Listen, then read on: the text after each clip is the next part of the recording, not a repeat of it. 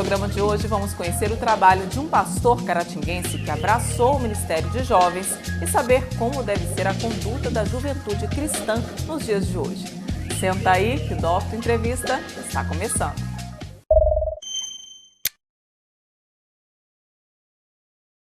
Conhecido por pregar e ministrar congressos sobre namoro por diversas partes do Brasil, ele já tem 2 livros publicados e vai lançar o 3º no próximo mês. Ele também tem mais de 100 mil seguidores no Facebook e é o idealizador do projeto Namoro com Propósito, seguido por mais de 850 mil pessoas nas redes sociais. Atualmente, ele se dedica ao Ministério de Jovens da Igreja de Nova Vida em Caratinga. Eu recebo hoje no programa Docto Entrevista, pastor Júnior Meireles.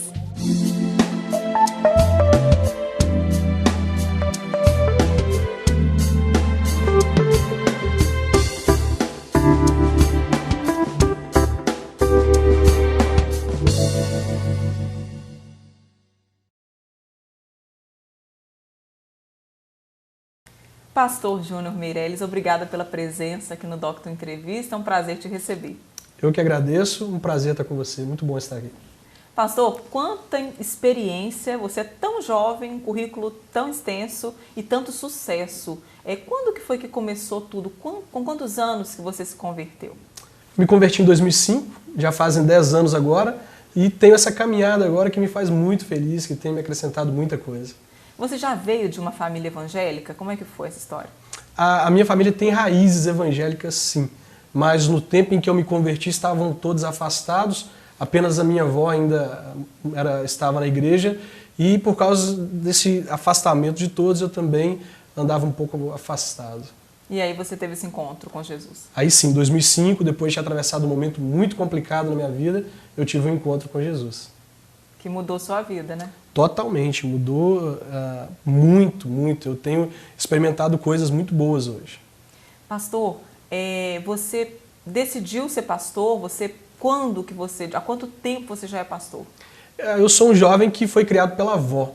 Minha avó, desde que eu nasci praticamente, ela me criou, e minha avó muito evangélica, uma senhora que serve a Deus de verdade, e nessa criação ela me passou muitos princípios. Muita coisa que eu guardei no meu coração, mesmo estando afastado. E uma coisa que ela sempre falava comigo é: você nasceu para ser pastor. Então, desde muito novo, com 9 anos de idade, eu já pregava na igreja. Me desviei com 13 anos. Então, eu já tinha esse chamado, já exercia certo chamado na igreja desde os 9 anos. E quando foi que pintou essa vontade de trabalhar com jovens? Logo que eu me converti, que eu vim para a igreja, eu decidi que todas aquelas pessoas que estavam comigo, que faziam parte da minha roda de amigos, também precisavam experimentar o que eu experimentei. Então eu comecei a desempenhar um trabalho com aquelas pessoas. Eu participava dos mesmos eventos, evangelizava, ainda eu sabia muito pouco, mas transmitia aquilo que eu estava experimentando para eles, e eles vieram para a igreja e precisavam de um líder. Como essas pessoas eram pessoas com um perfil alternativo, que eram pessoas que curtiam rock, se vestiam de forma diferente, cabelo grande, barba grande, piercings, tatuagens, a igreja ainda não estava preparada para trabalhar com essas pessoas. Então, eu busquei um preparo, comecei a trabalhar com eles, e a partir daí começou e não parou mais. Que legal! E você, esse Namoro com Propósito, é um projeto que você idealizou. Conta pra gente o que é o projeto Namoro com Propósito. O Namoro com Propósito é, na verdade, a minha história de vida. Depois que eu voltei para a igreja, eu decidi ter um novo estilo de vida. E foi aí que eu encontrei a minha atual esposa, Michele, e nós entendemos que precisávamos de uma forma diferente de namorar. E começamos a desenvolver essa forma diferente de namoro. Porque como eu estava vindo de um mundo, Fernanda, complicado, em que tudo era muito fácil, obter prazer era muito fácil, eu não poderia continuar assim dentro da igreja. Não deveria ser assim. E então não dava para ter um namoro comum. Não tinha jeito de ter um namoro comum. E o que é essa nova forma de namoro? Essa nova forma de namoro é fazer o que muitas pessoas não fazem e acabam se ferindo por causa disso. É buscar a direção de Deus antes de você se entregar de forma física e emocional a outra pessoa. Eu e Michele, nós, antes mesmo de dar o primeiro beijo, nós ficamos 6 meses sem tocar um no outro, apenas conversando, conhecendo um ao outro, buscando uma direção em Deus. Nós acreditamos muito nisso, na direção de Deus, e buscando a bênção dele em oração. E após esses 6 meses, nós iniciamos o namoro. Porém, como eu disse, eu estava vindo de um lugar onde tudo era fácil, os prazeres eram muito fáceis. Eu entendi que não dava para namorar tendo contato físico. Não era uma coisa para mim, porque se eu fizesse assim, eu estaria quebrando princípios nos quais eu acreditava. Então nós interrompemos todo tipo de toque no nosso namoro e ficamos 2 anos sem nos tocar até o dia do nosso casamento, buscando a pureza para as nossas vidas.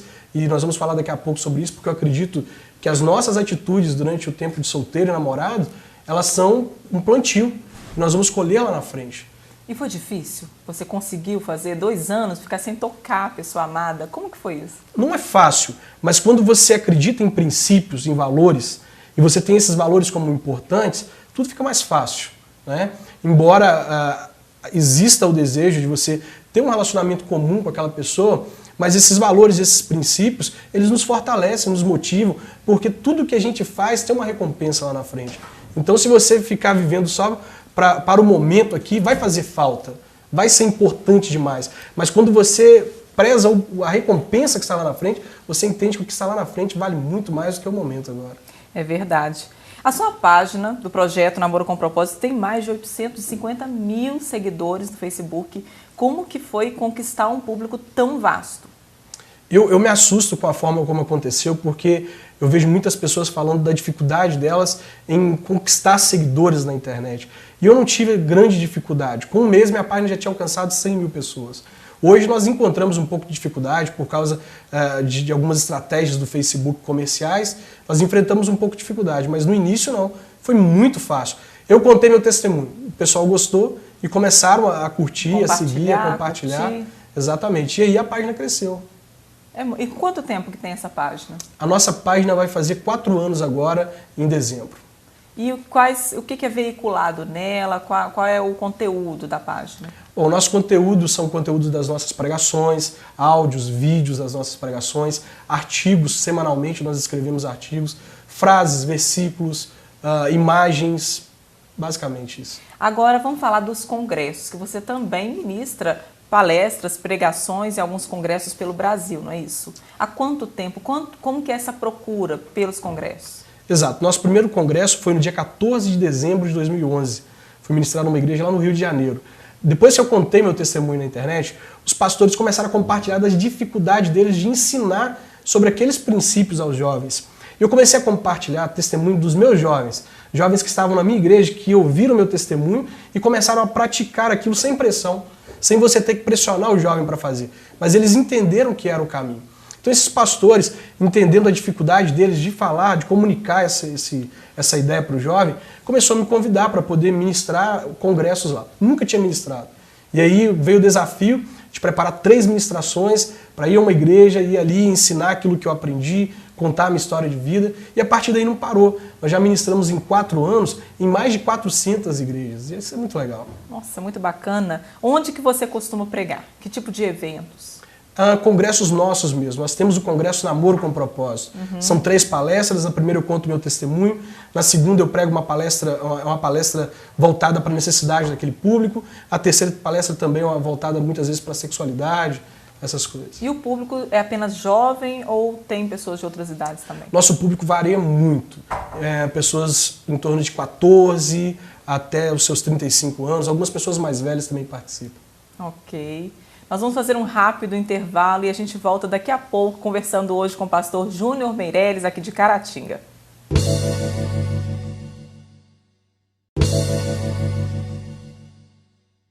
Estamos de volta para o segundo bloco do programa Docto Entrevista. Hoje eu converso com o pastor Júnior Meirelles, aqui da Igreja de Nova Vida, em Caratinga. Pastor Júnior, você já tem 2 livros publicados e agora vai lançar o terceiro no próximo mês. Mostra pra gente um pouquinho das suas obras. Sim, esse primeiro livro, é interessante a história dele. Eu estava fazendo uma viagem para o Rio de Janeiro e um casal assentou à minha frente e esse casal, muito infantil, começou a discutir. Foram discutindo durante grande parte da viagem. Em determinado tempo da viagem... Casal de namorados ou casados? Um casal de namorados. De namorados. Num determinado tempo dessa viagem, eles começaram a trocar juras de amor um para o outro. E a menina virou para o rapaz e falou assim, eu te amo. O rapaz falou, não, eu te amo mais. E aí os dois começaram a discutir para saber quem amava mais um ao outro. E eu ia pregar logo de manhã, quando chegasse lá no Rio de Janeiro, e não consegui mais dormir por causa da discussão dos dois. né? E eu tive que aproveitar. Eu comecei a anotar as características que eu observava naquele casal e juntei também com um pouco da experiência que eu tenho e criei esse livro, Namoro Idiota, Tô Fora. É o meu primeiro livro, já tem aí 5.000 livros vendidos desse exemplar. Nossa primeira edição foi em agosto e faz muito sucesso com os jovens, isso por causa do nome, né? Namoro Idiota, Tô Fora. E sobre o que esse livro fala? Ele fala sobre as características de um namoro idiota, um namoro infantil. Do que a gente deve fugir, né? Exatamente. Eu caracterizo o namoro idiota aquele em que o coração e o cérebro eles estão numa luta, eles estão em guerra. Eles não se comunicam.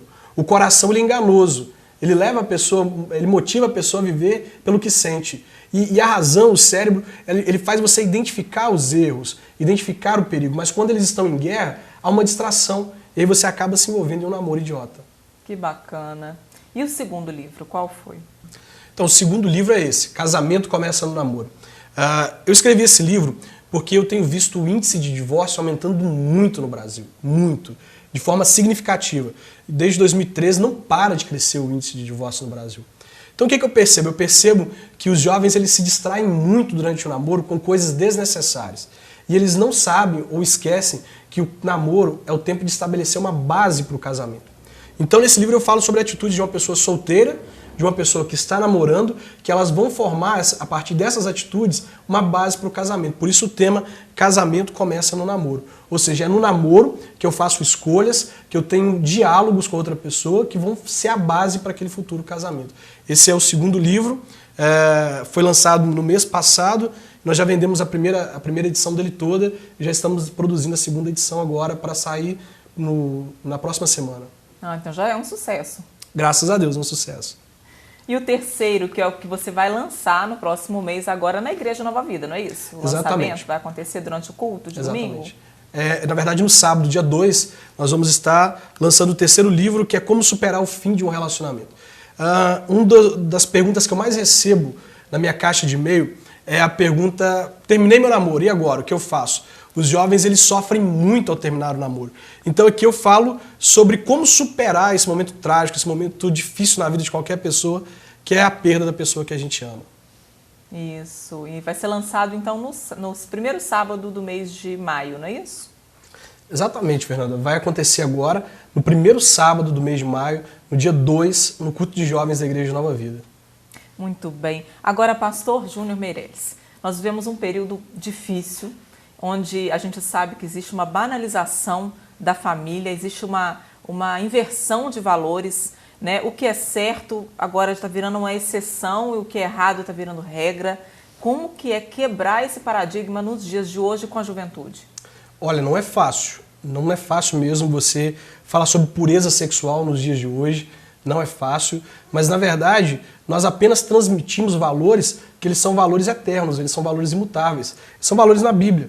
Valores da Bíblia. Então, o jovem que acredita na Bíblia, que acredita naquilo que está escrito aqui na Palavra de Deus, eles aceitam isso com mais facilidade. Eles aceitam os valores, os princípios, e eles se submetem a isso com mais facilidade. Mas não é fácil. Imagino. Como que você vê a banalização da família? Hoje você vê a forma como as pessoas se relacionam.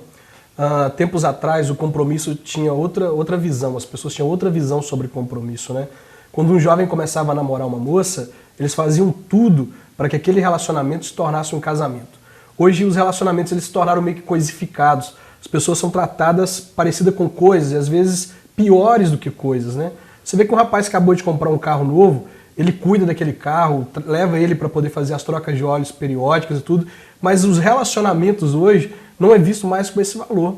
As pessoas começam relacionamentos, terminam relacionamentos, então isso ataca a família. Você percebe que o índice de divórcio ele cresce cada dia mais, índices alarmantes até, e é muito triste você ver famílias sendo destruídas, porque a família é um plano de Deus. E quando a família é destruída, você vê algo que foi idealizado para dar certo, sendo destruído e muita gente sofrendo por causa disso. Muito bem. E como que deve ser a postura do jovem no namoro?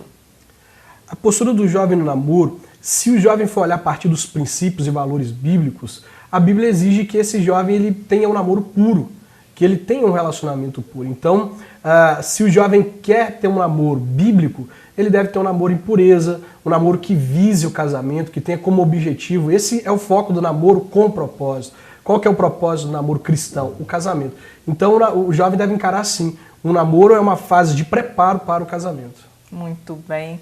A gente vai fazer mais um rápido intervalo e voltamos daqui a pouquinho, conversando hoje com o pastor Júnior Meirelles.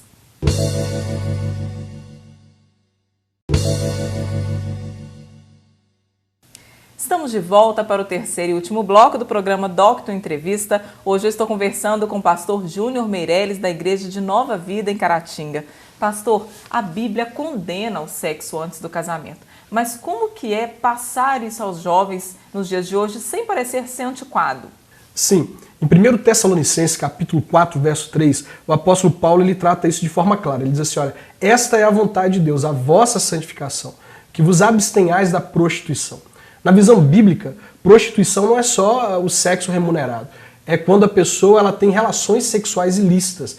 E ilícito você pode dizer o sexo fora do casamento, numa visão bíblica, ele é um sexo ilícito. Então, quando o jovem ele acredita nos valores e nos princípios da palavra, não é difícil ele entender. E muitas vezes a forma como a gente fala também do assunto, de uma forma mais descolada, você trata o assunto de uma forma mais descontraída, igual nos congressos, eu procuro brincar muito, procuro dar muitos exemplos negativos de pessoas que mantiveram relações sexuais fora do casamento e acabaram se frustrando, acabaram sofrendo muito mais ao término dos relacionamentos. E aí o jovem acaba por entender que o melhor é esperar o casamento para ter sua vida sexual. Agora, você acha que o jovem que espera para ter relações sexuais depois do casamento, ele tem mais chances de ter um casamento feliz, bem-sucedido? A revista Ultimato, uma revista evangélica, cristã na verdade, ela trouxe há pouco tempo uma pesquisa sobre isso, que fala que aqueles que esperam, na verdade foi uma pesquisa imparcial, não foi uma pesquisa religiosa, foi uma pesquisa com várias pessoas que esperaram até o casamento e pessoas que não esperaram. Pessoas que esperaram, elas mostraram ter mais chance de ter um casamento sólido, um casamento duradouro. Então isso é comprovado por pesquisa. E por que elas teriam mais chance? Elas têm mais chance porque as pessoas, quando elas se relacionam sexualmente fora do casamento, elas estão antecipando aquilo que elas deveriam viver dentro do casamento, né? E se você for ver de uma forma lógica, o sexo fora do casamento, com várias pessoas, ele gera uma adrenalina que no tempo de casado a pessoa não vai ter. Porque imagina que hoje eu me relaciono com 3, 4 pessoas numa semana, e daí a um tempo eu vou me relacionar com a mesma pessoa todos os dias. A pessoa que se relacionou com várias pessoas antes, ela vai sentir falta dessa adrenalina. Agora, a pessoa que aguardou para poder ter a primeira relação sexual dentro do casamento, ela conhece o parceiro dela, ela conhece a pessoa com quem ela casou, ela não tem outras experiências. Então ela não vai sentir diferença alguma. Mas quem teve várias relações sexuais antes de casar vai sentir falta daquela adrenalina de estar fazendo sexo com uma pessoa hoje, com outra pessoa amanhã. Agora, essa pessoa que esperou, na hora que for experimentar pela primeira vez aquele contato com o parceiro, se eles não se derem tão bem nesse ponto, como é que fica? O sexo não é tudo. As pessoas muitas vezes confundem sexo com amor. Sexo e amor são duas coisas distintas, né? Então, um casamento entre duas pessoas que se amam, elas podem ir se acertando. Existem formas das pessoas se acertarem. É claro que às vezes, na primeira vez, duas pessoas que nunca tiveram relação sexual, elas vão ter um pouco de dificuldade na primeira vez. Mas se existe amor, os dois conseguem aguardar o tempo de ir se acertando, de se conhecendo, e isso é muito legal. Os jovens hoje, eles estão mais ansiosos para casar ou não?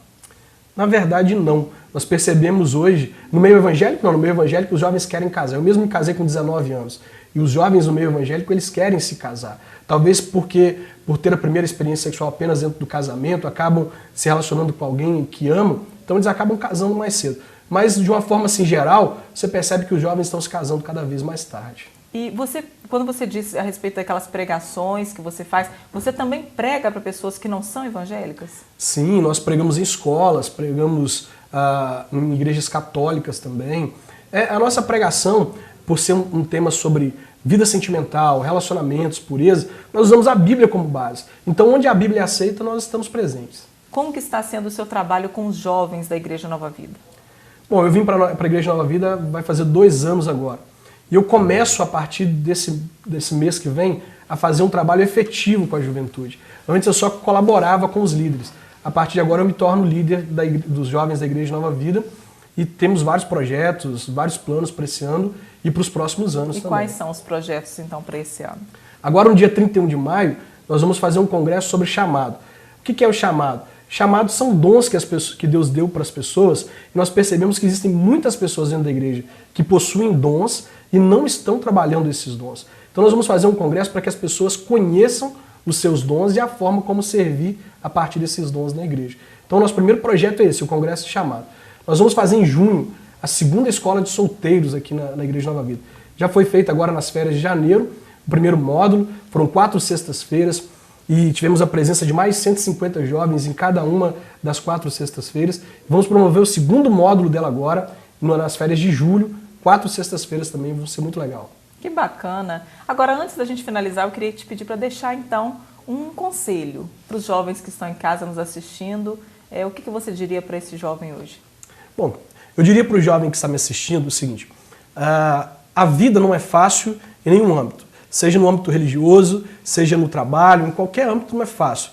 Fazer as coisas do jeito certo não é fácil, mas as recompensas são grandes. Eu me sinto recompensado por Deus por cada renúncia que eu fiz de atitudes erradas no passado. Viver com Deus é muito bom, é uma experiência diferente a cada dia. E eu aceitei viver com Deus e tenho vivido experiências novas todos os dias. Eu queria desafiar você que está aí nos assistindo a viver com Deus, a ter um relacionamento com Deus, a experimentar Deus. Porque quando nós experimentamos Deus, a nossa vida nunca mais é a mesma. Então experimente Deus, é o conselho que eu te dou. Muito bem, muito obrigada pela presença, parabéns pelo seu trabalho e que Deus continue te abençoando também. Obrigado, Fernando, eu agradeço por esse espaço e desejo mesmo que o seu trabalho cresça e que Deus te abençoe rica e abundantemente. Amém. E a você de casa, espero que tenha gostado desses ensinamentos de hoje. Continue assistindo a nossa programação e eu espero você no próximo programa Docto Entrevista. Até lá!